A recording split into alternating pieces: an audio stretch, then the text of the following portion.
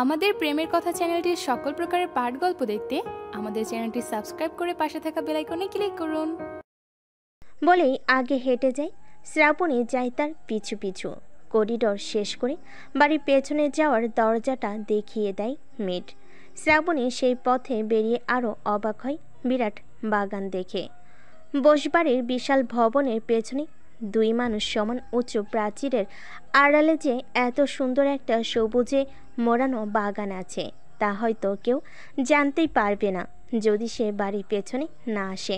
দরজার বাইরে পা রাখতেই হালকা হিমেল বাতাসে গা শিরশির করে ওঠে শ্রাবণীর। পাতলা ওড়নাটা দু হাতে চেপে বুকে হাত জড়াই, কপালে পড়ে থাকা বেবি হেয়ারগুলো আরেকটু কানের পাশে গুজে দিয়ে আনমনে হাঁটতে থাকে। আর স্নিগ্ধ সকালের মুক্ত শীতল বাতাসে প্রাণ ভরে শ্বাস নিতে থাকে। শ্রাবণী ধীরে ধীরে নিজের মতো করে হাঁটছিল আর ভাবছিল কত কি। শশীর প্রতিদিন ভোরবেলায় ওঠার অভ্যেস ছিল। কাক ডাকা ভোর এসে উঠত, সাথে তাকেও তুলত। দুই মা মেয়ে মিলে খুনসুটি করে ঘরের কাজ করত। কখনো কখনো সেই কাজে যোগ দিত তার বাবাও। সুবোধ সরকার মেয়েকে কাজ করতে দেখে তার হাতের কাজ কেড়ে তাকে বসিয়ে রেখে নিজে করত। তা দেখে শশীর মুখ ফুলে যেত মিছে অভিমানে। শশীকে রাখতে দেখে বাপ মেয়ে মিলে তারা খিলখিল করে হাসত। শশীও সেই মিছে অভিমান ভুলে সেই হাসিতে যোগ দিত।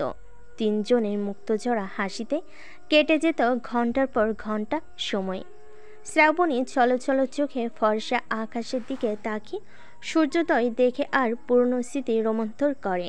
কত সুখী ছিল তারা, কত সুখ ছিল তাদের ছোট্ট পরিবারে। হাজারো অভাব ছিল তাদের, কিন্তু তবুও তারা সুখী ছিল। আজ সেসব চিতের পাতায় ভেসে থাকা এক টুকরো স্বপ্ন মাত্র, যাকে অনুভব করা যায় কিন্তু ছুঁয়ে দেখা যায় না। শ্রাবণী হাঁটতে হাঁটতে বাগান পেরিয়ে চলে আসে সুইমিং পুলের কাছে। পাড়ে বসে পা ডুবিয়ে দেয় পুলের স্বচ্ছ শীতল জলে। এক দৃষ্টিতে তাকিয়ে থাকে জলে ভাসমান স্বীয় প্রতিবিম্বের দিকে। পুলের অপর সাইডে পুশ আপ শেষ করে ভারী ডাম্বেলটা হাতে তুলে নিয়ে সামনে তাকাতেই স্থবির হয়ে যায় অরণ্য। সদ্য 21-এর তাগড়া যুবক অরণ্যের দৃষ্টি আটকায় একজোড়া করুণ চোখের সীমানায়, যার দৃষ্টি নিমজ্জিত সুইমিং পুলের টলটলে জলের পানে। অরণ্য অধীর নয়নে তাকিয়ে থাকে শ্রাবণীর দিকে। এ বাড়িতে সকলেরই মোটামুটি মেয়েটার সম্পর্কে সব কিছু জানা, তবে অরণ্যর কেন জানি এই মুহূর্তে আরও কিছু জানতে ইচ্ছে করে। মনটা খুঁচিয়ে ওঠে ওই মায়াবী চোখের ভাষাগুলো পড়ে ফেলার। Hey young lady, who are you? আচমকা গাঢ় পুরুষালী কণ্ঠ খুব কাছ থেকে শুনতে পেয়ে চমকে ওঠে শ্রাবণী। সাথে সাথে ঘাড় ঘুরিয়ে পেছনে তাকায়। দেখতে পায় ঘর্মাক্ত শরীরে এক সুদর্শন যুবক দাঁড়িয়ে আছে তার পেছনে। গায়ে জগিং ড্রেস পরা, বোধহয় কোথা থেকে দৌড়ে এসেছে। কপাল, ঘাড়, বুক সব জায়গায় ঘামে ভিজে চিপকে আছে। শ্রাবণী অপরিচিত পুরুষ দেখে তড়িঘড়ি উঠে দাঁড়ালো। আনত বদনে গায়ের ওড়নাটা আরেকটু শক্ত করে ধরল হাতের মুঠোয়। জবাব না দিয়ে পাশ কাটিয়ে চলে যেতে উদ্যত হলে যুবকটা আরও 2 কদম এগিয়ে এসে দাঁড়ালো শ্রাবণীর পানে। I feel very insulted if someone does not answer my question. যুবকের কথাগুলো শ্রাবণী শুনল, কিন্তু তাতে বিশেষ পাত্তা না দিয়ে তর্স্ত পায়ে ছুটে বেরিয়ে গেল সেখান থেকে। বুড়ো কুচকে সেদিক পানে দৃষ্টি মেলে তাকিয়ে রইল যুবক। অতঃপর ধীর গতিতে এগুলো সামনের দিকে। মেয়েটা কে রে? এতক্ষণ চুপচাপ দাঁড়িয়ে সব কিছু দেখছিল অরণ্য। যুবকটা কাছে আসতেই আবারও নিজের কাজে ব্যস্ত হলো। ডাম্বেলটা তুলে মাসল এক্সারসাইজ করতে করতে বলল, দাদা ভাইয়ের নতুন কেসের সাক্ষী, নাম শ্রাবণী। দাদা ভাইয়ের সাক্ষী, I see. Hey, 1 second, দাদা ভাই মানে কি? হ্যাঁ অভি দাদা ভাই। What? বলেই বিস্ময়ে চমকে উঠল যুবক। অবিশ্বাসের তোপে ভুরুজোড়া কুচকে এলো তার। অভি? কিভাবে? মানে এতগুলো বছর পর? বলেই কোমরে 2 হাত রেখে খানিকক্ষণ চুপ করে দাঁড়িয়ে রইল সে। আচমকা কি মনে করে ঠোঁট বাঁকিয়ে ফিক করে হেসে উঠল। হাসির তরঙ্গে দুলে উঠল তার সুঠাম দেহটা। তারপর হুট করে গায়ের ভেজা ছেঁচেতে গেঞ্জিখানা টান দিয়ে খুলে পুলের পাড়ে রেখে দুহাত উঁচিয়ে আঁকিয়ে বাঁকিয়ে আড়মোড়া ভাঙতে ভাঙতে বলল, আই নো, অনির বিয়ের জন্য মামা মামি নিশ্চয়ই অনেক রিকোয়েস্ট করে ওকে এনেছে। হয়তো পায়েও ধরেছে, নয়তো ওর মতো অহংকারী মানুষ এ বাড়িতে পা রাখবে? Just impossible. ভাবতেই অবাক লাগে, কখনো এবারের সবার আদর্শর ছেলে বলে পরিচিত ছিল ও, অথচ ওর মতো কুলাঙ্গার এ বাড়িতে আর একটাও জন্ম নেয়নি। ভুরু কুচকে তীক্ষ্ণ দৃষ্টিতে তাকিয়ে যুবকের কথাগুলো শুনল অরণ্য। অতঃপর হাতের ডাম্বেলখানা নিচে নামিয়ে রাখল। রাগে গজগজ করতে করতে বলল, তুমি কিংবা গোটা দুনিয়া দাদাভাইকে কতটা চেনে আমি জানি না সায়কদা, তবে এতটুকু বলবো, আমার দাদাভাই কুলাঙ্গার নয় আর না অহংকারী। তাকে এ বাড়িতে আনতে কাউকেই পায়ে ধরতে হয় না, বরং সে নিজেই এসেছে নিজের বাড়িতে। বলে আর এক পাও দাঁড়ালো না। ডাম্বেলখানা ওখানে রেখে ধূপধাপ পা ফেলে চলে গেল সেখান থেকে। অরণ্য যেতেই সায়ক ঠোঁট বাঁকিয়ে হাসল। মনে মনে কিছু একটা ভেবে ঝপাত করে ঝাঁপিয়ে পড়ল সুইমিং পুলের জলে। গোটা সপ্তাহ ধরে অভিযান চালিয়ে প্রচুর বেআইনি অস্ত্র উদ্ধার করা হয়েছে প্রাক্তন এমএলএ তারক মহাপাত্রের বিভিন্ন গোডাউন থেকে। সেই সূত্রে দুদিন আগে বিশাল বাহিনী নিয়ে তাকে গ্রেপ্তার করেছে পুলিশ অফিসার অভিজ্ঞান বোস। তারক মহাপাত্রের স্ত্রী অহল্যা বসেছিল বসার ঘরে, তার পাশে দাঁড়িয়ে মেয়ে পার্বতী, আর তার পাশে চেয়ারে বসে জামাই পবন কুমার। সামনে দাঁড়ানো লোকটা গলা স্বর নামিয়ে বলে ওঠে, আমি একদম সত্যিবাদ বলছি মাইজি, আপনার ঘর কি আসলি দুশ্মন আপনার বউ উমা আছে? তারক মহাপাত্রের স্ত্রী অহল্যা ভ্রুকুটি করে তাকায়, কাল নাগিনীর মতো ফোঁস তুলে বলে ওঠে, তুই যা বলছিস ঠিক বলছিস তো? না হলে আমি তোর সাথে কি করব তুই ভাবতেও পারবি না বধুয়া। একদম টাটকা সচ্চিবাদ মাইজি। ওই দিন রাতের অন্ধকারে আপনার বউ উমার পুলিশের কাছে সব খবর জানায়। এ খবর যদি ভুল হয় তো আমার গলা কেটে নেবেন। সম্রাটের মৃত্যুর পেছনে উমার উপস্থিতি আজ করতে পেরে প্রতিশোধের আগুনে ঝলসে ওঠে অহল্যা আর পার্বতী। মনে মনে দুজনে প্রতিজ্ঞাবদ্ধ হয় তারা উমার শেষ দেখে ছাড়বে। সময়টা দুপুর। স্নান ছেড়ে কোমর সমান চুলগুলোকে উন্মুক্ত করে জানালার ধারে বসেছিল শ্রাবণী। হাতে ছিল বিভূতি ভূষণ বন্দ্যোপাধ্যায়ের পথের পাঁচালী উপন্যাসখানা। ওষুধের অভাবে জ্বরে ভুগে যখন দুর্গার মৃত্যু হলো, ঘটনাটা পড়ে আবারও দু চোখ থেকে জল গড়িয়ে পড়ল শ্রাবণী। আপনজনকে হারানোর কষ্টগুলো পুনরায় জেগে উঠল অন্তর জুড়ে।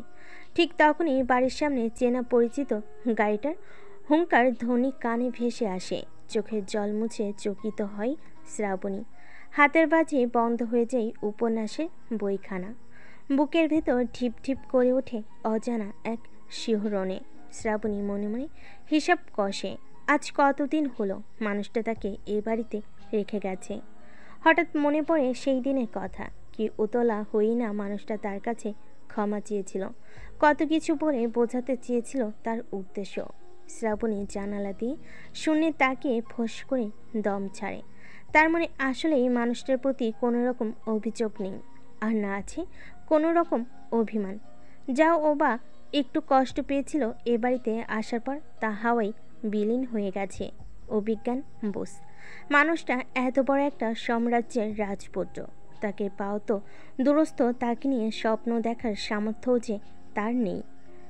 সে তাকে ভুল করেই হোক বা বাস্তবটা ভালো করে বুঝিয়ে দিয়েছে, তাকে এজন্য ধন্যবাদ জানানো উচিত। শ্রাবণী মনে মনে সিদ্ধান্ত নেয়, একদিন সুযোগ পেলে সে মন থেকে ধন্যবাদ জানাবে মানুষটাকে। তারপর কেসের কাজ মিটে গেলে নিজের পথে হেঁটে এগিয়ে যাবে অচেনা গন্তব্যের উদ্দেশ্যে। এমন সময় দরজায় হঠাৎ টোকা পড়ল। শ্রাবণী ধ্যান ভেঙে চাইতে দেখল একজন মেড এসেছে। বলল, বড় ম্যাম ডেকেছে। বড় ম্যাম ডেকেছে শুনে শ্রাবণী যার পরনাই অবাক হলো। বিস্মিত হয়ে ভাবতে লাগলো, এই কদিনে এবারে কেউই তাকে ডাকেনি, আজ তাহলে হঠাৎ ডেকেছে কি উদ্দেশ্যে। শ্রাবণী তাড়াতাড়ি গায়ে ওড়না জড়িয়ে বেরোলো ঘর থেকে। কিছুক্ষণ আগে অভি ফ্রেশ হয়ে নিচে নেমে আসতেই মনোরমা তড়িঘড়ি করে ছুটে আসে। ছেলের ক্ষুধার্ত চেহারাটা দেখে বুকটা মুচড়ে ওঠে। অভির মুখে হাত দিয়ে ছলো ছলো চোখে তাকিয়ে বলে ওঠে, তোর নিশ্চয়ই অনেক খিদে পেয়েছে তাই না বাবু? জানিস আজ আমি নিজের হাতে তোর প্রিয় চিংড়ির মালাইকারি করেছি। কেন জানি রান্না করার সময় বারবার মনে হচ্ছিল তুই আজ বাড়িতে আসবি। অভি মায়ের ওই মায়ায় ভরা দৃষ্টিখানা অবজ্ঞা করতে পারল না। সেদিন রাতে বিধ্বংসী আগুনের লেলিহান শিখার সামনে বসে শ্রাবণীর ওই অসহায় আর্তনাদগুলো শোনার পর থেকে কেন জানি মা বাবার প্রতি জমানো রাগার অভিমানগুলো হাওয়ায় উড়ে গেছে অভির মন থেকে। চেয়েও আর রাগ করে থাকতে পারে না। তাই মায়ের চোখের ওই ছলছল দৃষ্টিকে আজ প্রাধান্য দিয়ে মাথা নেড়ে সম্মতি জানালো। অমনি মনোরমা খুশিতে গদগদ হয়ে খাবার গোছাতে শুরু করলো টেবিলে। মিসেস তুলিকার দিকে তাকিয়ে বলল, ছোট তাড়াতাড়ি যা তো, উপরে গিয়ে বাচ্চাদের ডেকে নিয়ে আয়। আজ আমার সবকটা বাচ্চাকে আমি নিজ হাতে বেড়ে খাওয়াবো। মিসেস তুলিকা মুচকি হেসে ডেকে আনে সকলকে। কিছুক্ষণের মধ্যেই এক একে অন্তরা, অনিন্দিতা আর অরণ্য এসে হাজির হয় খাবার টেবিলের সামনে। সবার মনে আনন্দ উপচে পড়ে তাদের দাদাভাইকে পেয়ে। মনোরমা তড়িঘড়ি সকলকে তাগাদা দেয় টেবিলে খেতে বসার জন্য। অভি চেয়ারে বসে এদিক সেদিক তাকাতে থাকে, খুঁজতে থাকে আরেকটি ভীষণ পরিচিত মুখ। মিসেস তুলিকা দামি সিরামিকের প্লেটটা অভির সামনে রেখে এক চামচ ভাত বেড়ে দেয়, সাথে এক পিস গরম গরম ভাজা ইলিশ পাতে তুলে দিয়ে বলে, অভি, কি ভাবছো এত? নাও তাড়াতাড়ি খাও, নয়তো ঠান্ডা হয়ে যাবে। অভি পাতের খাবারের দিকে এক পলক তাকিয়ে বলে, কাকামণি, শ্রাবণী কোথায়? ওকে ডাকো। আরে বাবা, তুমি খাও তো। ওই মেয়ের খাবার কিছুক্ষণ পর মেয়েদের হাতে পাঠিয়ে দেয়া হবে। কথাটা শুনে চমকে ওঠে অভি। তার মানে তার বাড়িতে শ্রাবণীকে তার নিজের মানুষেরা যত্ন নেওয়া তো দূর, তাকে পাশে বসে খাবারটুকু খেতে দেয় না। সাথে সাথে গরম ভাতের প্লেটটা ধাক্কা দিয়ে দূরে সরিয়ে উঠে দাঁড়ালো অভি। অভিকে দাঁড়াতে দেখে চমকে উঠল মনোরমা, তুলিকা। ততক্ষণে শেফালিও গুছিয়ে এসেছে খাবারের টেবিলের কাছে। অভিকে দাঁড়াতে দেখে অন্তরা, অনিন্দিতা আর অরণ্য উঠে দাঁড়ায়। মনোরমা তড়িঘড়ি খাবারের পাত্রটা টেবিলে রেখে ছুটে আসে অভির কাছে। ভর্ত দৃষ্টিতে বলে ওঠে, অভি, এভাবে খাবার ফেলে উঠে গেলি কেন বাবা? তোর ইলিশ ভাজা পছন্দ হয়নি? অভিমায়ের মুখের দিকে অতিরিক্ত ক্রোধ আগুন ছড়া দৃষ্টিতে তাকায়।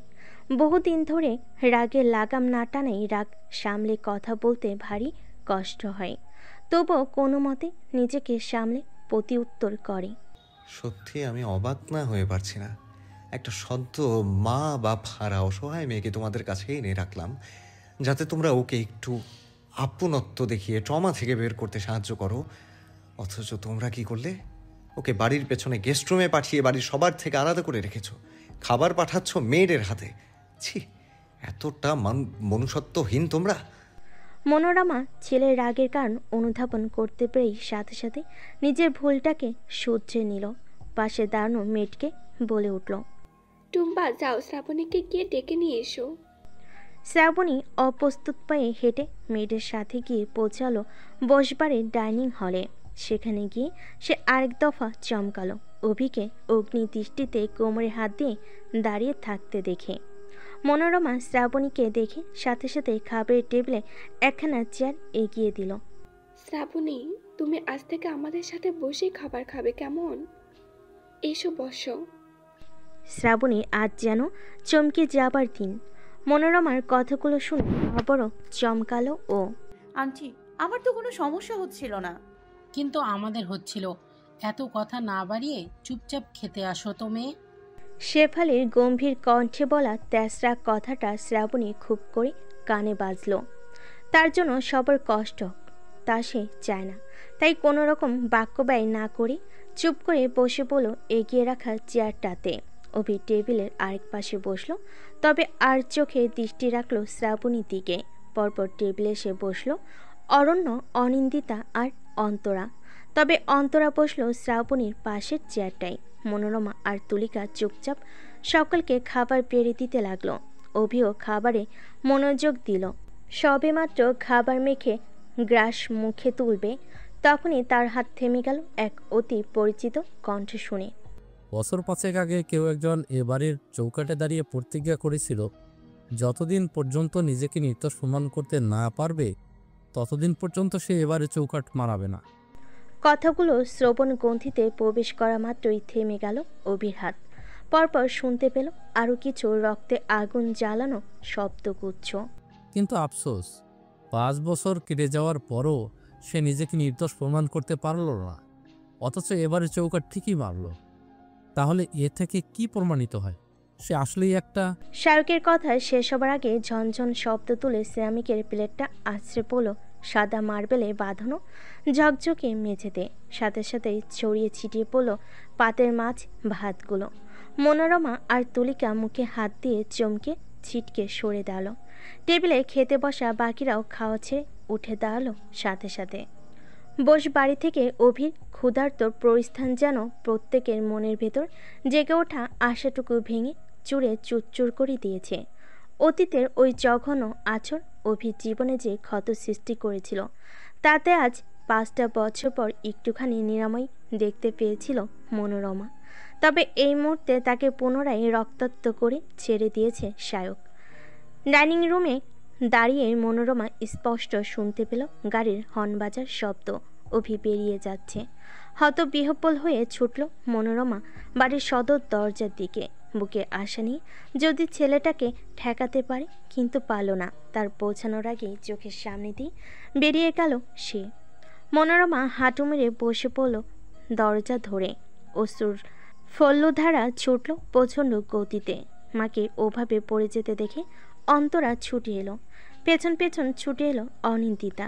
মনোরমাকে সামাল দিয়ে তুলতেই ভেতর থেকে ভেসে এলো অরণ্যের উচ্চস্বর।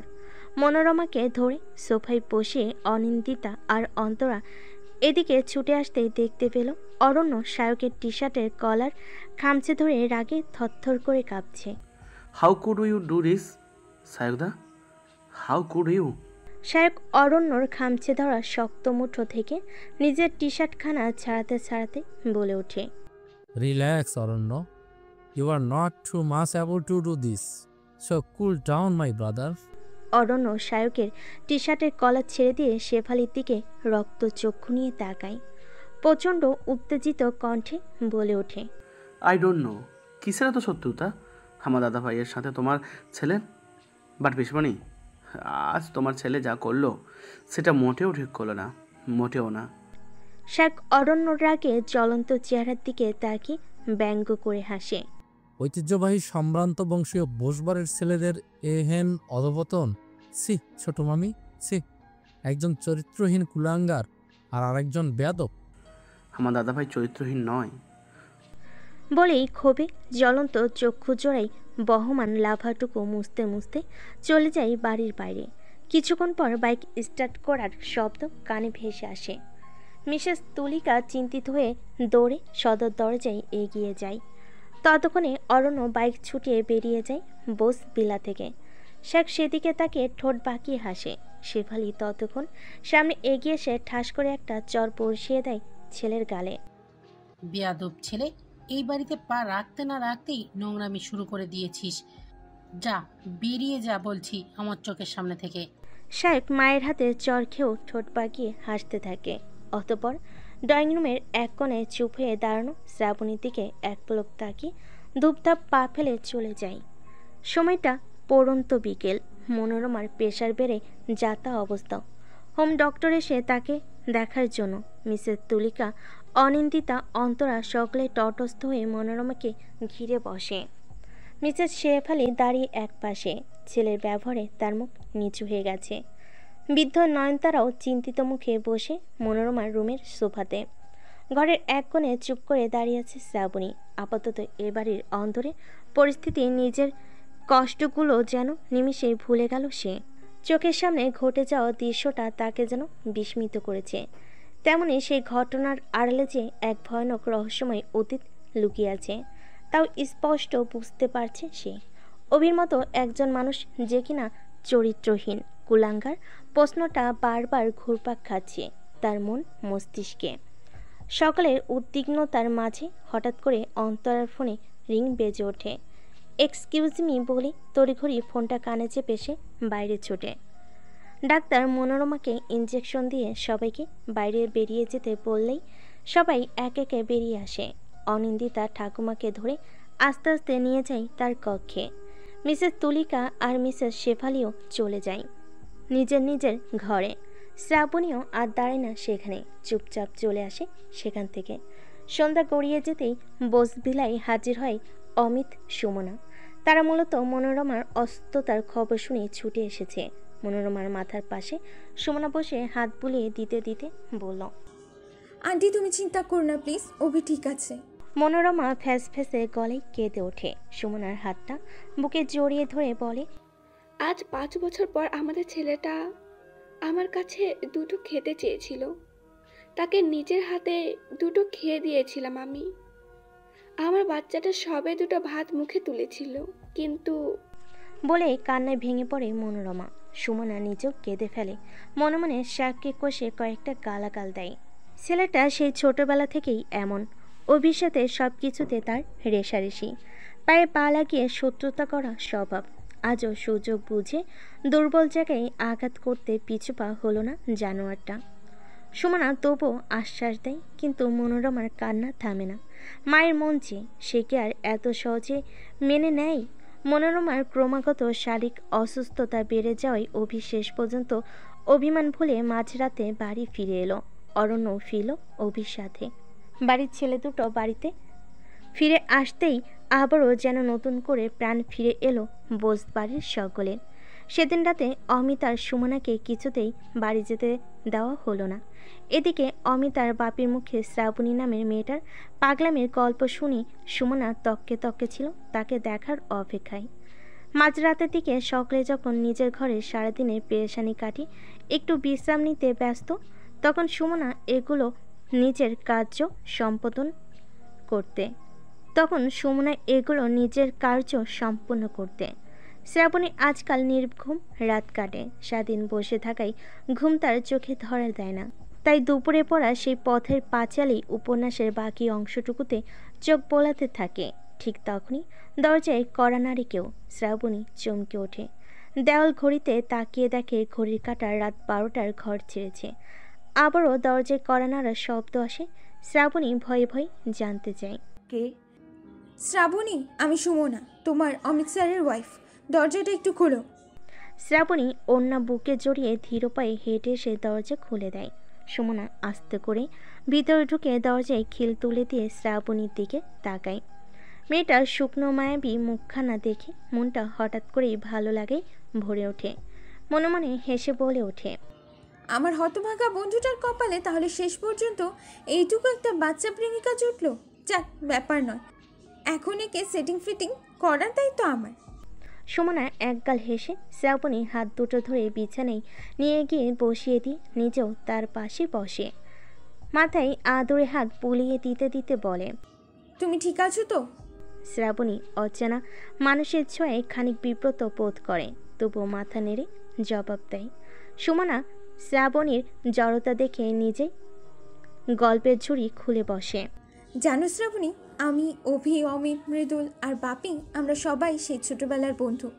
জানো তো, আমার আর অমিতের কিন্তু লাভ ম্যারেজ। তবে লাভটা আমার তরফ থেকে ছিল, ওর তরফ থেকে তো ছিল শুধু ভয়। বলে নিজেই খিলখিল করে হেসে উঠল সুমনা। শ্রাবণী গোল গোল চোখে সুমনার হাসি দেখে যেন বিস্মিত হলো। ঠিক তেমনি ভালো লাগায় মনটা ভরে উঠল।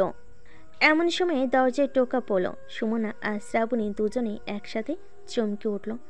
সুমনা সাহস দেখিয়ে জিজ্ঞেস করল, কে? ওপাশ থেকে অন্তরার কণ্ঠ শোনা গেল। অন্তরার। সুমনা উঠে দরজা খুলে দিতেই দুজনে চুপিসারে সেখানে ঢুকে।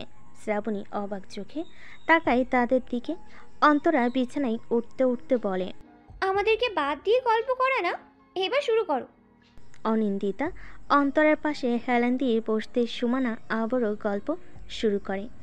এটা ওটা নিয়ে গল্প চলতে থাকে। হঠাৎ শ্রাবণী অন্যমনস্ক হয়ে প্রশ্ন করে ওঠে, আচ্ছা সুমনাতি, অভি স্যারকে শায়ক নামের ওই লোকটা চরিত্রহীন কুলাঙ্গার বললেন কেন? আমি যতদূর ওনাকে চিনি উনি অনেক ভালো মানুষ, পরোপকারী। উদার ন্যায়পরায়ণ প্রতিবাদী এমন একটা মানুষকে ওই লোকটা এতগুলো বাজে কথা বলল, অথচ কেউ প্রতিবাদটুকু করলো না। অরণ্য ছাড়া কেন? সুমনা শ্রাবণীর অভির প্রতি এত আগ্রহ দেখে মনে মনে বেশ খুশি হয়। এদিকে রাগী দাঁত কিরমির করে অন্তরা বলে ওঠে, শায়কটা হলো আমাদের শেফালি পিসিমণির ছেলে, 1 নম্বরের শয়তান একটা, বড়লোক বাবার বকে যাওয়া ম্যানারলেস ছেলে। সারাদিন পার্টি আর মস্তি ফুর্তি নিয়ে মেতে থাকে। ছোটবেলা থেকেই ওর দাদা ভাইয়ের সাথে চরম লেভেলের শত্রুতা, কারণ অভি দাদা ভাই সব দিনই পড়াশোনা, স্পোর্টস, পপুলারিটি সব কিছুতেই ওই শায়কদার থেকে সব সময় এগিয়ে থাকে বলেই ওকে সেই ছোটবেলা থেকেই সহ্যই করতে পারে না। সুমনা একটা দীর্ঘশ্বাস ফেলে অন্তরের হাতে হাত দিয়ে ওকে থামিয়ে বলে, তুমি ঠিক বলেছ শ্রাবণী, অভির মতো সৎ চরিত্রবান ছেলে খুব কমই আছে এই জগতে। তবে কথায় বলে না, মানুষ চোখের দেখাকে বিশ্বাস করে বেশি। শ্রাবণী হতবাক দৃষ্টিতে তাকিয়ে থাকে সুমনার দিকে। সুমনা বেশ আশা নিয়ে শ্রাবণীর দিকে তাকায়। তুমি কি শুনতে চাও আমার বন্ধুর ওই পোড়া অতীতখানা, আমার বন্ধুর হৃদয়ে পোড়া উপাখ্যান? সুমনার কথায় যেন শ্রাবণীর অনুভূতিহীন মনটা হঠাৎ করেই ভীষণভাবে নড়ে ওঠে। বুক পাঁজরের কুঠিতে আবদ্ধ হৃদযন্ত্রটা কেমন যেন অন্যরকম সুরে কেঁদে ওঠে। ভীষণ দ্বিধায় জর্জরিত হয়ে আনমনে মাথা নেড়ে সম্মতি জানায়। অন্তরা অনিন্দিতাও স্তব্ধ হয়ে বসে রয়। সুমনা অভির অতীত ইতিহাস বলতে শুরু করে। অভি, আমি, বাপি, মৃদুল আর অমিত আমরা সেই নার্সারি স্কুল থেকে একসাথে। অভি ছোটবেলা থেকে চুপচাপ একটা শান্ত বাচ্চা ছিল, কারোর সাথে খেলতোও না, কারোর সাথে কথাও বলতো না। বাপি ছিল চিচকাতুরে, ওর মা ওকে স্কুলে রেখে গেলে সারাদিন বসে বসে শুধু কাটতো আর নাকের ঘি খেত। মৃদুল ছিল পরোপকারী, কেউ কাউকে মারলে তাকে গিয়ে ফ্রি ট্রিটমেন্ট দিত, মানে ওর বাকি সারাক্ষণ ফার্স্ট এইডের জিনিস থাকতোই। আর অমিত, ওটা ছিল আস্ত একটা ভীতু, ওকে ভয় দেখিয়ে যে কোনো কাজ করানো যেত। আমি যে ওকে ভয় দেখিয়ে কত কাজ করিয়েছি। আর আমি ছিলাম টমবয়, ভিলেন টাইপ, সারাক্ষণ মারামারি করে বেড়াতাম, যে কারণে কোনো মেয়েই আমার সাথে মিশতে চাইতো না। যাই হোক, ঘটনাটা আমাদের কলেজ জীবনে। হায়ার সেকেন্ডারি এক্সামের পর আমরা কম্বাইন্ড সাবজেক্ট নিয়ে ভর্তি হলাম, আর মৃদুল হলো মেডিকেলে। আমাদের দিনগুলো বেশ ভালোই কাটছিল, কলেজ, কোচিং, ক্যাম্পাস, আড্ডা সব কিছু মিলিয়ে দারুণ। এভাবেই কেটে গেল বেশ কিছুদিন। আমাদের ডিপার্টমেন্টে তনুজা বলে একটা মেয়ে পড়তো, খুব সুন্দর দেখতে ছিল, লাজুক চোখে, টোল পড়া গালে, যখন হাসতো তখন দারুণ লাগতো। ডিপার্টমেন্টের সব ছেলেরাই ওর ওপর ক্রাশিত ছিল। আমি মেয়ে হয়েও ওর সেই হাসি ড্যাব ড্যাব করে চেয়ে দেখতাম। তো সেই তনুজার পিছনেই আমাদের কলেজের ফাইনাল ইয়ারের কয়েকটা বদমাইশ ছেলে কদিন ধরে খুব ডিস্টার্ব করছিল। একদিন ফাঁকা রাস্তায় ওদের খপ্পরে পড়ে তনুজা, খুব ভয় পেয়ে যায়। দৌড়াতে দৌড়াতে হঠাৎ অভির সাথে দেখা হয়। তনুজা দিশাহীন হয়ে অভিকে জড়িয়ে ধরে খুব কেঁদে ফেলে। অভি সেদিন ওই ছেলেদের হাত থেকে ওকে বাঁচিয়ে সেফলি বাড়ি পৌঁছে দিয়েছিল। সেই থেকেই ওদের মধ্যে বন্ধুত্ব। তারপর ধীরে ধীরে সেই সম্পর্ক একদিন প্রেমের সম্পর্কে গড়ায়। অভি তনুজাকে ভীষণ ভালোবাসতো, বলতে গেলে ওকে চোখে হারাতো অভি। আমাদের গ্র্যাজুয়েশনের 3টে বছর ধরে ওদের প্রেম চলছিল, কিন্তু কথায় বলে না, অতিরিক্ত ভালোবাসলে ধোঁকা খেতে হয়। অভির সাথেও তাই হলো। তনুজা অভির সাথে সম্পর্ক থাকাকালীন অভির অজান্তেই জড়িয়ে যায় আরেকটা নতুন সম্পর্কে। 3টে বছর একটা সম্পর্কের মাঝে কিন্তু কম সময় নয়, বয়সটাও কিন্তু তখন নেহাত কম নয় কারো। তখন প্রত্যেকেই আমরা যুবক যুবতী, ভবিষ্যৎ জীবনের পথে অদম্য গতিতে এগিয়ে চলেছি। এ সময় প্রেমে বিচ্ছেদ ঠিক কতটা যন্ত্রণাদায়ক অনুভূতি তা ভাষায় বর্ণনা করা সম্ভব নয়। আমাদের তখন মাস্টার্সের প্রথম বছর চলছিল। নতুন ভার্সিটির নতুন পরিবেশে এসে তনুজার আবহাওয়া পাল্টে যায়, অভিকে ইগনোর করতে শুরু করে। এরই মাঝে একদিন উড়ো খবর আসে তনুজা নতুন কারোর সাথে প্রেম করছে। অভিবা আমরা কেউই প্রথম এসব বিশ্বাস করিনি, কিন্তু ধীরে ধীরে একসময় আমরা জানতে পারি তনুজা সত্যি সত্যি আরেকজনের সাথে সম্পর্কে জড়িয়েছে। এই নিয়ে প্রশ্ন তুলতেই অভি আর তনুজার মাঝে বিশাল ঝগড়া হয়। তনুজা ঝামেলা এড়িয়ে যেতেই অভির সাথে সব রকমের যোগাযোগ বন্ধ করে দেয়, তাতে যেন হিতে বিপরীত হয়। অভি তনুজার ইগনোরেন্স সইতে না পেরে উন্মাদ হয়ে যায়। অভি বরাবরই অন্তর্মুখী স্বভাবের ছেলে, যার কারণে রাগ যে ওর মাঝে একটু বেশি। একবার রেগে গেলে কিছুতেই নিজেকে সামলাতে পারে না। তাই তো রাগের বশবর্তী হয়ে অভি সেই ভুলটাই করলো, যেটা আজীবনের জন্য ওর চরিত্রে কালি লেপে দিল। সেদিন ছিল আমাদের ভার্সিটির নবীনবরণ উৎসব। তনুজা নিজের নিউ বয়ফ্রেন্ডের হাত ধরে ঘুরছিল আর খিলখিল করে হেসে হেসে কথা বলছিল। অভি সেদিন তকে তকে ছিল, তনুজার সাথে কথা বলার একটা মোক্ষম সুযোগ খুঁজছিল, আর সেটা পেয়েও যায়। তনুজা নিজের শাড়ি ঠিক করতে দোতলায় ফাঁকা ঘরে ঢুকতেই সুযোগ বুঝে অভিও সেখানে ঢুকে যায় তার পিছু পিছু। তনুজা শাড়ি ঠিক করার সময় নিজের পেছনে অভিকে দেখা মাত্রই ভয় পেয়ে যায়। অভির কাছ থেকে দৌড়ে পালানোর জন্য বেরিয়ে যেতে চায় সেখান থেকে, কিন্তু অভি নাছরে বান্ধার মতো করে ওর হাত টেনে ধরে। এতেই হিতে বিপরীত হয়। তনুজা অভির ওই রাগী চেহারা দেখে ভয়ে আকাশ পাতাল কাঁপিয়ে চিৎকার করে ওঠে, বাঁচাও বাঁচাও বলে। শ্রাবণী, অন্তরা, অনিন্দিতা তিনজনই অবাক চোখে তাকিয়ে। শ্রাবণী শুকনো ঢোক গিলে জিজ্ঞেস করে, তারপর আর কি? কলেজের ছাত্রছাত্রী থেকে শুরু করে শিক্ষক শিক্ষিকারা তনুজার চিৎকার শুনে সকলে ছুটে আসে সেখানে। অভি সেদিন এতটাই কিংকর্তব্যবিমূঢ় হয়েছিল যে পালিয়ে যাওয়ার কথাটাও ভুলে যায়। সকলে সেখানে পৌঁছাতেই তনুজাকে কাঁদতে দেখে ভাবে অভি হয়তো ওর সাথে নোংরামো করছে। তনুজার নতুন প্রেমিক তনুজাকে বুকে জড়িয়ে কী হয়েছে জিজ্ঞেস করতেই তনুজা অভির দিকে আঙ্গুল তুলে বলে অভি নাকি ওর সাথে জবরদস্তি করছিল। ব্যাস, সাথে সাথে গোটা কলেজ মুহূর্তেই খেপে যায়।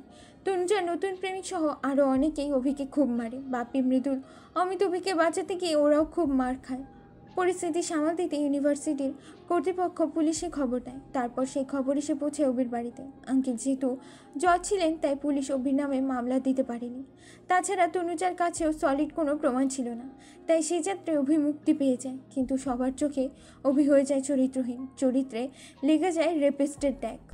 আচমকা ধেয়ে আসা দমকা হাওয়ার তোপে যেন খড়কুটো উড়ে যায়। জ্বলন্ত মোমবাতির অগ্নিশিখা নিভে যাওয়ার আগ মুহূর্তে যেমন থরথর করে কেঁপে ওঠে, কাঠফাটা রোদে ঝলসে যায় মেদিনী।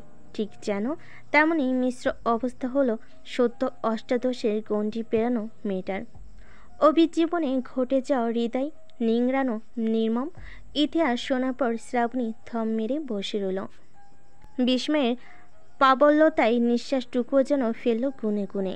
সুমনা কোলের বালিশটা আরেকটু জড়িয়ে বসল। অন্তরা তখন বলল, তাহলে বাবা মায়ের সাথে দাদা ভাইয়ের সম্পর্ক এত তেতো কেন সুমনাদি? কেন বিগত 5 বছর ধরে দাদাভাই এই বাড়ির চৌকাঠ মারাই না? সুমনা একটা দীর্ঘশ্বাসের সাথে আবার কথা বলা শুরু করলো। একটা সন্তানের কাছে তার বাবা মা হলো সব থেকে বড় আশ্রয়। গোটা পৃথিবী তাকে ভুল বুঝুক সে সয়ে নিতে পারবে, কিন্তু বাবা মায়ের চোখে নিজের প্রতি অবিশ্বাস সে কোনোদিন মেনে নিতে পারবে না।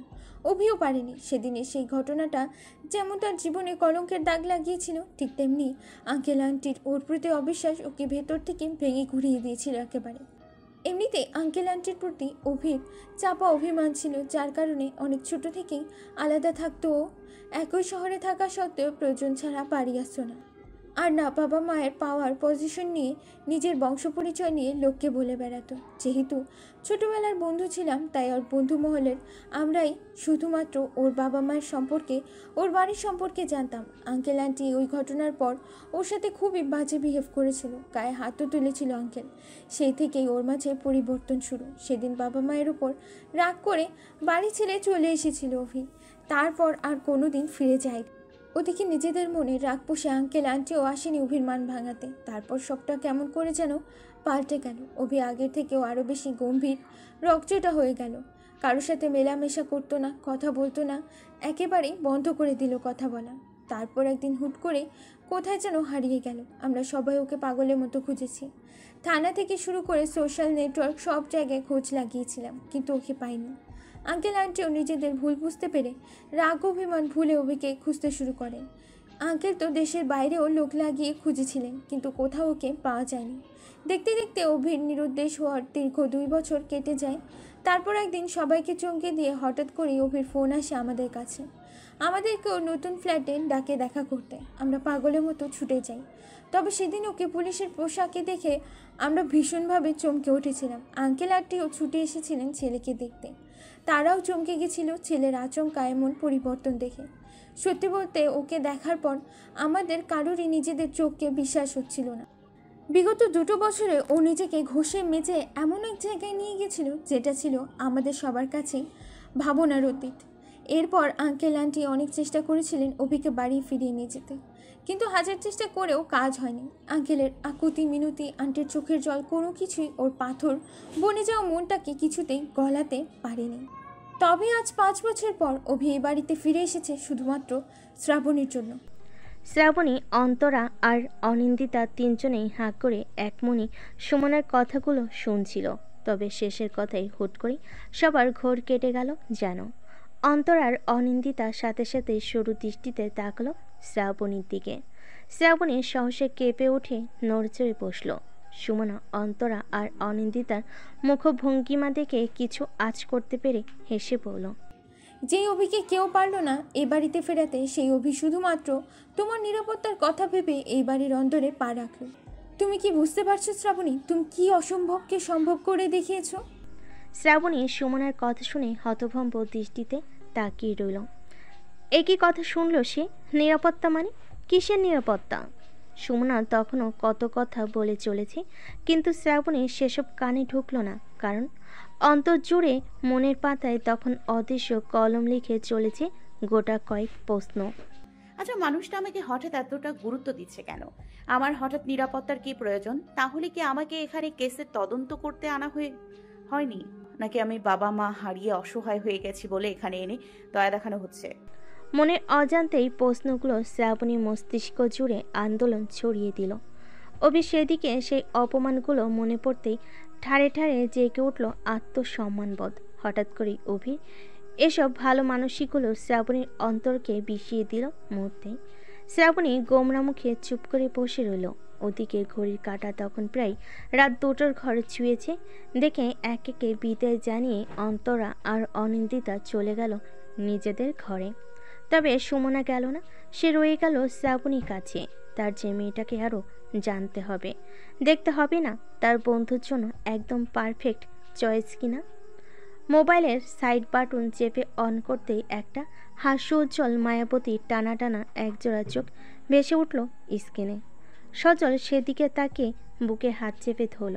ইস, কারো চোখের দৃষ্টি বুঝি এমন ভয়ঙ্কর হয়? এই যে একমাত্র ওর হৃদয়টা ফলা ফলা হিয়ে গেল, হয়তো রক্ত ঝরেছে অদৃশ্য হয়ে। সজল অন্তরার ওই টানা টানা চোখের দিকে তাকিয়ে মৃদু হাসল, মনে মনে আওড়ালো, ওহে কাদুল চোখের মেয়ে, তুমি কি জানো তোমার এই সর্বনাশী চোখ দুটোর মরণ ফাঁদে আটকে গেছি আমি ভয়ঙ্করভাবে। আমার রাতের ঘুম, দিনের স্বস্তি সব কিছু কোথায় যেন হারিয়ে গেছে, সাথে আমিও হারিয়ে গেছি। ওহে সর্বনাশী মেয়ে, আমি তোমায় ছাড়বো না। আমার ঘুম, আমার স্বস্তি সব কিছু নষ্ট করার দায়ে তোমার নামে মামলা করব। তোমাকে ভালোবাসার কাঠগড়ায় দাঁড় করিয়ে বিচার সভা বসাবো। তারপর তোমাকে যাবৎ জীবনের জন্য বন্দি বানাবো আমার মনের পিঞ্জিরায়। সজল ফোনটা বুকে জড়িয়ে পাশ ফিরে শুল। অমনি সূর্য ঘুম ঘুম কণ্ঠে বলে উঠল, সেম টু ইউ বড়ে মিয়া। কিসের সেম টু ইউ? কাল থেকে আমার হাগু পাচ্ছে না, আজ সারাদিন আমার খিদেও পাইনি, এখন ঘুমও আসছে না। পেট চেপে পেছন দিয়ে দুর্গন্ধযুক্ত একটা শব্দ বাইর করে বলল, সত্যি বলতে now I feel very uncomfortable বড়ে মিয়া। আচ্ছা, তাহলে কি কমফোর্টেবল ফিল করতে মিষ্টিকে বাড়িতে এনে বন্দি রাখতে হবে? আচমকা দমকা বাতাসের তোপে মারাত্মক দুর্গন্ধটা সজলের নাকে মুখে এসে আশ্রয় পড়তেই দম আটকে এলো বেচারার। সজল নাকে দুহাত চাপা দিয়ে বিছানা থেকে লাফিয়ে নিচে নেমে দাঁড়ালো। কষ্টের আগে ঝাঁজ তুলে ধমকে উঠে বলল, বেয়াদব, নাম নাম বলছি আমার বিছানা থেকে। পেটে কয়দিনের পচা পায়খানা জমিয়ে রেখেছিস? কি খেয়েছিলি কল? তেমন কিছু না। সত্যি করে বল, কি খেয়েছিলি? সূর্য দাদার ধমক খেয়ে ভয় কেঁপে উঠল। আমতা আমতা করে বলল, না মানে ওই সেদিন মিষ্টির বার্থডে ছিল তো, তাই ফ্রির খাওয়াটা একটু বেশি খাওয়া হয়ে গিয়েছিল আর কি। কি কি খেয়েছিস সেটা বল। ওই কেক, লুচি, আলুর দম, মিষ্টি পায়েস, আইসক্রিম, বিরিয়ানি, চিকেন রোস্ট। বলতে বলতেই শব্দ তুলে আরেকটা গ্যাস বেরোলো ওর পেছন থেকে। সজল আর দাঁড়াতে পারল না দুর্গন্ধে, মুখ ভর্তি হয়ে গেছে থুতু দিয়ে। এখনই না ফেলে বমি উগরে আসবে।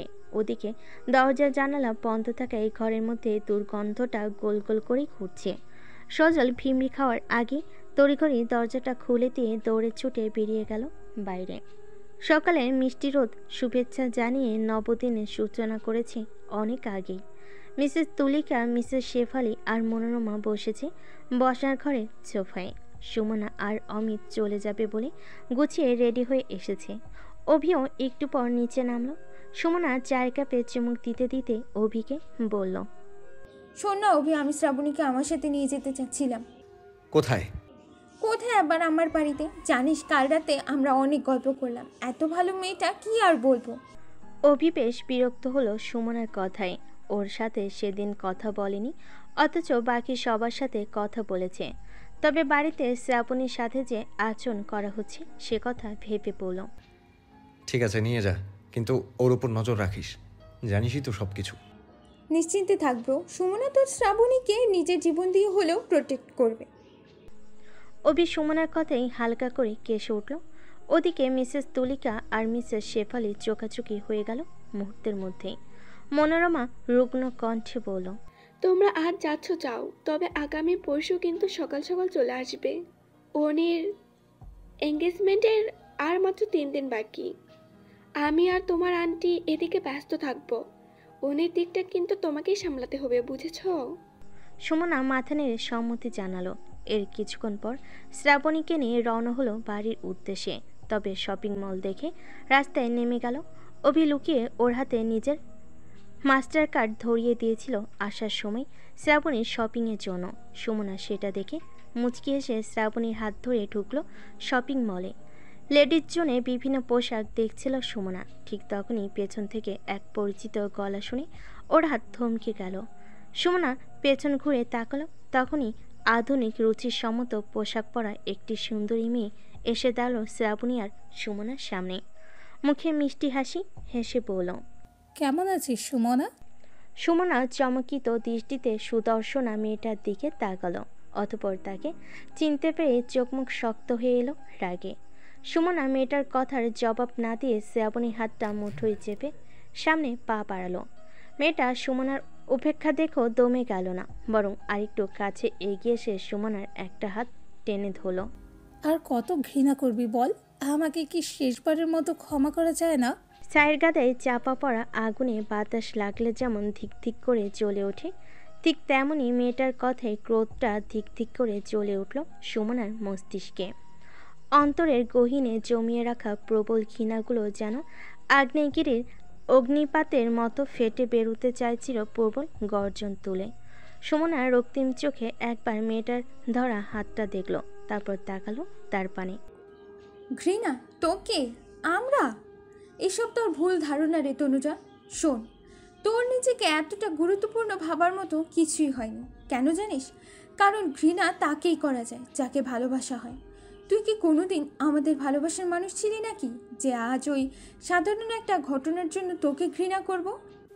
সুমনা প্লিজ এভাবে বলিস না।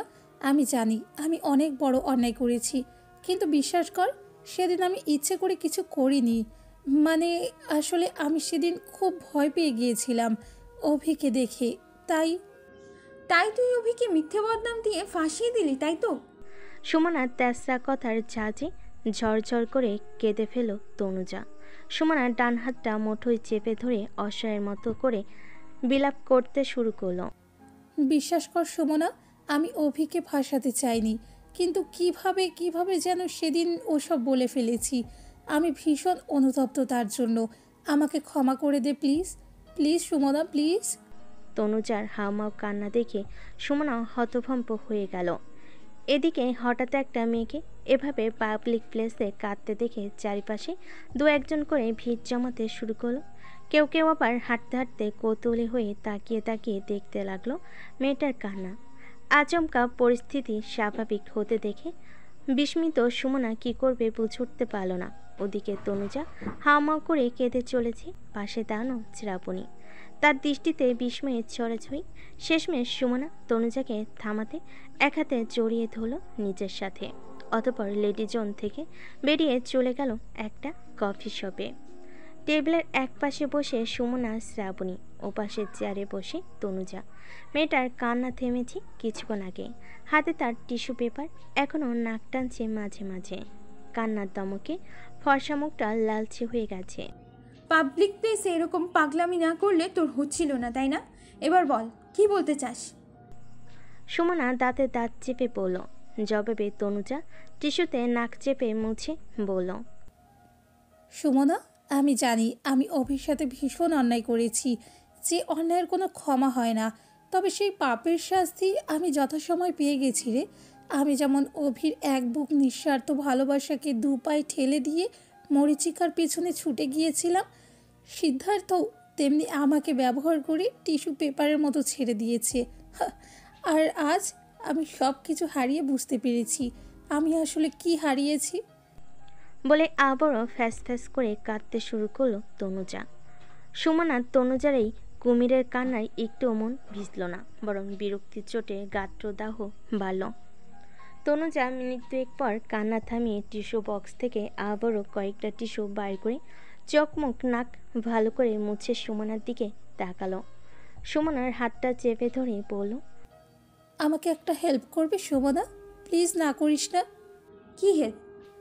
আমাকে একবারের জন্য হলেও অভির সাথে দেখা করিয়ে দে। আমি মৃদুল আর অমিতের কাছে অনেক রিকোয়েস্ট করেছিলাম, ওরা আমাকে পাত্তা দেয়নি। অসম্ভব, আমি পারবো না। Please Sumana, please. তুই যদি না করে দিস তাহলে আমার সুইসাইড করা ছাড়া আর কোনো উপায় থাকবে না। এই শেষবার, তোর কাছ থেকে আর কোনোদিনও আমি কোনো হেল্প চাইবো না, বিশ্বাস কর। What nonsense! তুই সুইসাইড করবি না কি করবি সেটা তোর ব্যাপার, এসবে আমাকে চড়াচ্ছিস কেন? তাছাড়া তোর মনে হয় আমি চাইলেই অভি তোর সাথে দেখা করতে চাইবে? আমি জানি অভি চাইবে না, তবুও তুই ওর কাছে আমায় নিয়ে চল, তাতেই হবে। আমি ওর কাছে ক্ষমা চাইবো, আমি জানি ও আমায় ক্ষমা করে দেবে। এত কনফিডেন্স? হ্যাঁ, আমার মন বলছে আমি ওর কাছে একটাবার গিয়ে ক্ষমা চাইলেই ও ক্ষমা করে দেবে। আচ্ছা। তনুজা অশ্রুসিক্ত নয়নে সুমনার দিকে তাকিয়েও ডান হাতটা হ্যাংলার মতো করে দু হাতে জড়িয়ে ধরল। প্লিজ সুমনা, একটাবার আমাকে অভির সাথে দেখা করার সুযোগ করে দে, তোর পায়ে ধরছি আমি। সুমনা ঝাড়া দিয়ে তনুজার হাত থেকে নিজের হাতটা ছাড়িয়ে নিল, কণ্ঠে তেজ ঢেলে বলল, কখনো না। তোর মতো একটা গোল্ডিগারকে আমি সুযোগ করে দেব? কোনোদিনও না। চলো শ্রাবণী। বলে শ্রাবণী হাতটা ধরে ধূপধাপ পা ফেলে বেরিয়ে গেল সেখান থেকে। সেদিকে ছলো ছলো চোখে তাকিয়ে তনুজা টিস্যু পেপারটা পুনরায় নাকে চেপে ধরল। আইসক্রিম শপে বসে ঠান্ডা ঠান্ডা ভার্জিন মোহিতোর গ্লাসে চুমুক দিয়ে নিজেকে শান্ত করার চেষ্টা চালালো সুমনা। তারপর শ্রাবণীর দিকে তাকিয়ে দেখলো মেয়েটা আইসক্রিমের কাপে তখন থেকেই চামচ নাড়ছে আর কি যেন গভীরভাবে চিন্তা করছে। সুমনা শ্রাবণীকে তাড়া দিয়ে বলল, কি ব্যাপার শ্রাবণী? সেই তখন থেকেই দেখছি কাপে চামচ নাড়ছো, আইসক্রিমটা গলে যাচ্ছে তো, খাবে না? শ্রাবণী সুমনার দিকে তাকিয়ে মিলান হাসল। সুমনা আরেক চুমুক মোহিত গিলে নিয়ে বলল, কাল তোমাকে যে তনুজার কথা বলছিলাম মনে আছে? এই হলো সেই বীজটা। দেখলে তো কত বড় সাহস, বলে কিনা একটা সুযোগ করে দে। বলেই মুখ বাঁকালো। শ্রাবণী সুমনার দিকে তাকিয়ে সহসাই বলে উঠল, আমার মনে হয় মেয়েটাকে একটা সুযোগ দেওয়া উচিত। কথাটা শুনে সুমনা বিষম খেল, ভুরুজোড়া কুচকে প্রতিবাদী কণ্ঠে বলল, ইম্পসিবল, কখনো না। তুমি জানো না মেয়ে, ওর কারণে আমার বন্ধুটাকে এতগুলো বছর ধরে কি অপমান সহ্য করে আসতে হচ্ছে। জানি। কিভাবে জানো? কাল দেখেছি। সুমনা বুঝলো কাল শায়ক হয়তো শ্রাবণীর সামনে অভিকে অপমান করেছিল। তা সত্ত্বেও বলবে সুযোগ দিতে? হ্যাঁ। শ্রাবণী দৃঢ় কণ্ঠে বলা হ্যাঁ শুনে সুমনা স্তব্ধ হয়ে রইল। শ্রাবণীর কথাটা শুনে মনে অনেক প্রশ্ন জাগলো সুমনার। একবার মনে হলো মেয়েটা কি পাগল নাকি, কেন এক্সকে অভিজীবনে আসতে সুযোগ করে দিচ্ছে। তবে তার পর মুহূর্তে শ্রাবণীর বলা কথাগুলো শুনে মুখটা হাসিতে ভরে উঠল সুমনার। শ্রাবণী ধীর কণ্ঠে বলল, সে অভিস্তরের গায়ে এত বড় কলঙ্কের দাগ লাগিয়েছিল, তাকে দিয়েই যদি কলঙ্কের দাগটা আমরা মুছিয়ে দিতে পারি তাহলে সেই দাগ আর থাকবে না, তাই না? অন্তত সেই কাজের জন্য হলেও তাকে একটা সুযোগ দেওয়া উচিত। মানে? সুমনা হতভম্ব হয়ে জিজ্ঞেস করল, শ্রাবণী নিজের পরিকল্পনাটুকু সুমনাকে জানাতেই সুমনা শ্রাবণীর হাত ধরে উৎফুল্ল কণ্ঠে বলে উঠল, oh my god, it's a perfect full planned idea. Yes, আমি এক্ষুনি কাজে লেগে পড়ছি। বলে ফোনটা বার করে তনুজার নম্বরে ফোন লাগালো সে। দুবার রিং হতেই ওপাশ থেকে ফোন রিসিভ হলো। সুমনা একটু ঢং করে বলল, বুঝলি তনুজা, আমি এতক্ষণ ধরে তোর কথা ভাবলাম, বিচার বিবেচনা করে দেখলাম তোকে একটা সুযোগ দেওয়াই উচিত, কারণ প্রত্যেকটা অপরাধীকে শুধরানোর জন্য একটা বার হলেও সুযোগ দেওয়া হয়। সেখানে তুই তো অভিরেক্স আর আমাদের বন্ধু। ফোনে ওপাশ থেকে তনুজার উৎফুল্ল কণ্ঠ শোনা গেল, সত্যি? তুই সত্যি বলছিস সুমনা? তুই আমাকে অভির সাথে দেখা করার সুযোগ করে দিবি? দেখ, আমি তোকে কথা দিতে পারছি না, আগে অভির সাথে পারমিশন চাইতে হবে, বুঝছিস? জানিসই তো সে কত বড় অফিসার বর্তমানে, তাই। ঠিক আছে, তুই কথা বল, তারপর আমাকে জানা। বলে ফোন কেটে দিল তনুজা। ওদিকে ফোন রাখতে সুমনা শ্রাবণীর দিকে তাকিয়ে মুচকি হেসে বলল, শিকার ফাঁদে পা দিয়ে দিয়েছে, এবার জাল গোটানোর পালা। অনিন্দিতার এঙ্গেজমেন্ট, তাই চারিদিকে হই হুল্লোড়, আনন্দে মাতোয়ারা হয়ে উঠেছে বস বাড়ির অন্তর্মহল। সুমনাও মেয়েকে আর শ্রাবণীকে নিয়ে হাজির হলো দুপুরের পরপর। বিকেল হতে না হতেই বসবাড়ির বিশাল বাগানে শুরু হলো মেহেন্দি শিরিমানি। সুমনার পছন্দ করা মিষ্টি সুগার পিঙ্ক কালারের একটা লং চুড়িদার গায়ে জড়িয়ে বাইরে বেরিয়ে এলো শ্রাবণী। অভি তখন হালকা গাজর রঙা শেরওয়ানির হাতাটা গোটাতে গোটাতে দোতলার সিঁড়ি বেয়ে নিচে নামছিল আর শ্রাবণীকে লক্ষ্য করছিল। অভি বেশ নজর ঘুরিয়ে ঘুরিয়ে শ্রাবণীকে দেখছিল। মানতেই হবে মেয়েটা অতিশয় রূপবতী। গায়ে ধপধপে হলুদাভাব রঙের সাথে পোশাকের রঙটা যেন তার সৌন্দর্যের অন্যরকম মাত্রা ছড়াচ্ছে। তবে অভির দৃষ্টি সব কিছু ছাড়িয়ে আটকালো গিয়ে শ্রাবণীর ডাগর ডাগর মায়াবী চোখে, যেখানে এক আকাশ সমান নীরবতা আর এক সমুদ্র অভিমান। আচমকা দুজনে চোখাচোখি হতে শ্রাবণী নিজের নজর সরিয়ে নিল অভির দিক থেকে অন্যদিকে। অভি তীক্ষ্ণ দৃষ্টিতে মেয়েটারই অপেক্ষা বেশ মন দিয়ে খেয়াল করলো। অতঃপর প্রলম্বিত দীর্ঘশ্বাসটা আড়ালে ফেলে এগিয়ে গেল অনুষ্ঠানের দিকে। শ্রাবণী গলার ওড়নাটা ঠিক করে অনুষ্ঠানের ওখানে পৌঁছাতেই মনোরমা ডেকে উঠল, শ্রাবণী, ওখানে দাঁড়িয়ে আসো কেন? এদিকে আসো। শ্রাবণী ধীরস্থ পাই কাছে আসতেই মনোরমা শ্রাবণীর মাথায় হাত বুলিয়ে দিয়ে বলল, সবসময় ওভাবে দূরে দাঁড়িয়ে থাকো কেন? সবার সাথে মন খুলে মিশতে পারো না? যাও, ওদের কাছে গিয়ে বসো, ওদের সাথে গিয়ে দু হাত ভরে মেহেন্দি লাগাবে, ঠিক আছে? শ্রাবণী মাথা নেড়ে সম্মতি জানালো। ঠিক তখনই বড় গাড়িতে করে সমাদদার বাড়ির মহিলাগুলো তাদের ছেলে মেয়েদের নিয়ে হাজির হলো বস বাড়িতে। মনোরমা ওদের দেখে ব্যস্ত হয়ে ছুটে গেল আত্মীয় আপ্যায়নের জন্য। ভাড়া করা গাড়ির দরজা খুলে এক একে বেরিয়ে এলো নীলিমা, পূর্ণিমা আর সুলতা। ওদিকে পেছনে প্যাসেঞ্জার সিটের দরজা খুলে বেরিয়ে এলো ফাল্গুনী, চৈতি, পিয়ালি আর বৈশালী। একদম সামনে দরজা খুলে বেরিয়ে এলো ভম্বল। পূর্ণিমা তো বসবাড়ির সৌন্দর্য আর বৈভব দেখে বিস্ময়ে বিমূঢ় হয়ে গালে হাত দিয়ে দাঁড়িয়ে রইল কিছুক্ষণ। নীলমা নিজেও অভিদের বাড়ির ঘর দেখে অবাক হয়ে গেল। এই প্রথমবার সুলতার ভারী আফসোস হলো ঈশানের সাথে ফাল্গুনের বিয়ে ঠিক হয়েছে বলে। ইস, আজ যদি ফাল্গুনের বিয়েটা পাকা হয়ে না থাকতো তাহলে নির্ঘাত অভির সাথে ফাল্গুনি গাঁটছড়া বেঁধে দিতে পারত সে। মনোরমা মুখে হাসি নিয়ে হাজির হলো নীলিমাদের কাছে। হাত জোর করে প্রণাম জানিয়ে সসম্মানে তাদের নিয়ে গেল বস বাড়ির ভেতরে। কত দূর থেকে জার্নি করে এসেছে তারা। এই মুহূর্তে সবার রেস্টের প্রয়োজন। মনোরমা বাড়ির কাজের মেয়েদের অর্ডার দিল সবাইকে গেস্ট রুম দেখিয়ে দিতে। মনোরমা নীলিমার দিকে তাকিয়ে বিনয়ী কণ্ঠে জানালো, কিছু মনে করবেন না দিদি ভাই, আমাদের ব্যস্ততা বুঝতেই পারছেন, একটু নিজের বাড়ির মতো করে বুঝে শুনে নিন। আরে না না দিদি ভাই, আপনি যান, ওদিকটা সামলান, আমরা এদিকটা সামলে নিচ্ছি। মনোরমা বেরিয়ে যেতেই পূর্ণিমা নীলিমার হাত ধরে খুশিতে আটখানা হয়ে বলে উঠল, বর্দি গো, দেখেছো আমার পিউয়ের রাজ কপাল, যাওয়ার আগে বিয়ের পাকা কথা বলেই বাড়িতে ফিরতে হবে কিন্তু। নীলিমা হাতের উপর হাত রেখে ভরসা দিল, হবে হবে, কালকের অনুষ্ঠানটা মিটুক আগে। অনিন্দিতাকে নিয়ে বাড়ির সবার এত আদর এত ভালোবাসা দেখে শ্রাবণী খুব করে বাবা মায়ের কথা মনে পড়ে গেল। সাথে সাথে চোখ দুটো ভিজে উঠল আড়ালে।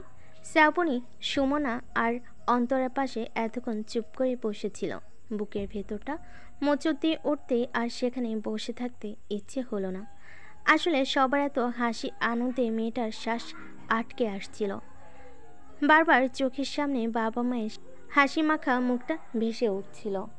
শ্রাবণী আস্তে করে ওদের পাশ থেকে উঠে এলো, তারপর ধীর পায়ে হেঁটে এলো সুইমিং পুলের পাড়ে। তখন সন্ধ্যার আধার ছেয়ে গেছে গোটা ধরিত্রীর পক্ষ জুড়ে। আকাশের বুকে জ্বলছে অসংখ্য নক্ষত্রের আলো। ঈশান কোণে বাঁকা চাঁদটাও হাসছে। শ্রাবণী সেদিকে তাকিয়ে চুপ করে বসে পড়ল সুইমিং পুলের পাড়ে। ঠিক তখনই একটা অপরিচিত পুরুষ কণ্ঠ কানে ভেসে এলো। তোমার কিসের এত দুঃখ মেয়ে? শ্রাবণী ঘাড় ঘুরিয়ে তাকালো পেছনে, দেখলো অরণ্য দাঁড়িয়ে আছে খানিক দূরে। অরণ্য দুই পা হেঁটে এগিয়ে সে দূরত্ব রেখে শ্রাবণীর পাশে এসে বসল। ততক্ষণে শ্রাবণী নজর সরিয়ে নিয়েছে। অরণ্য শ্রাবণীর জলে টইটম্বুর চোখ জোড়ার দিকে তাকিয়ে বলল, কি হলো বললে না তো? কিসের এত দুঃখ তোমার? দুঃখ? সেটা কি জিনিস? আমার তো কোনো দুঃখ নেই। তাহলে যখনই তোমায় দেখি তখনই তোমার চোখে জল থাকে কেন? শ্রাবণী হাসতে হাসতে জবাব দিল, থাকে বুঝি, আসলে আমি বুঝতে পারি না। অরণ্য শ্রাবণীর কান্না হাসির মিশ্রণে তৈরি ওই মন কেমন করা বিধ্বংসী রূপে বিমোহিত হয়ে গেল।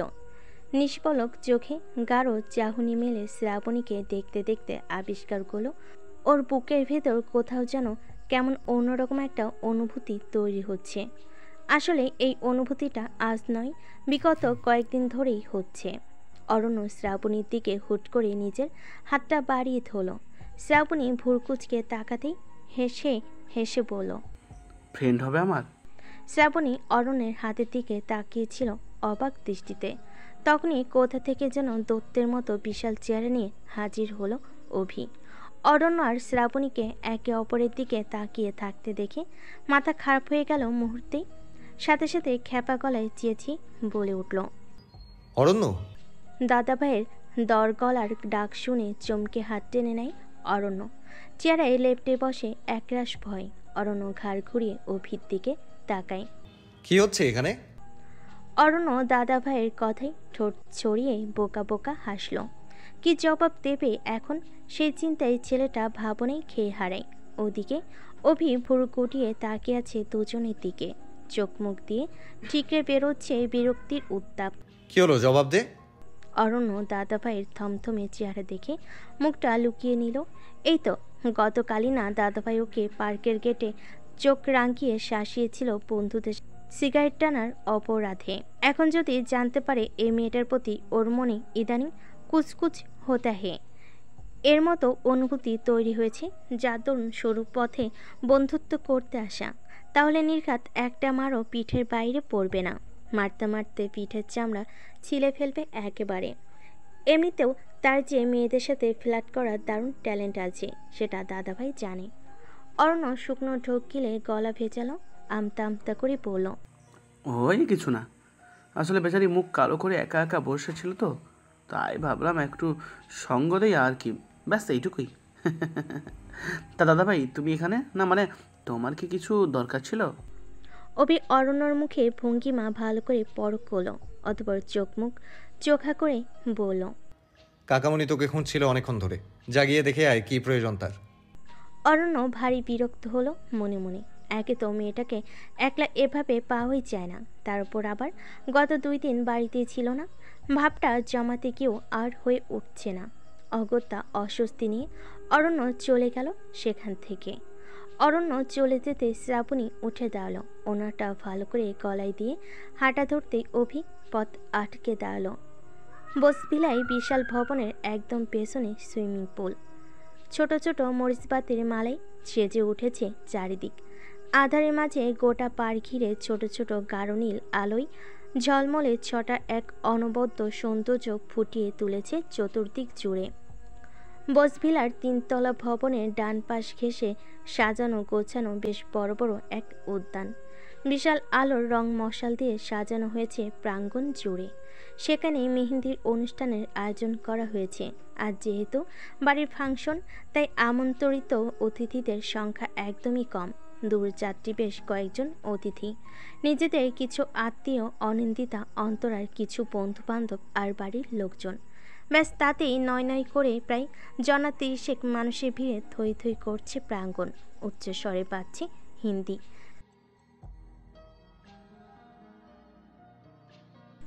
গানের তালে তালে কোমর দুলিয়ে দারুণ ভঙ্গিতে নেচে চলেছে অনিন্দিতার দুজন বান্ধবী।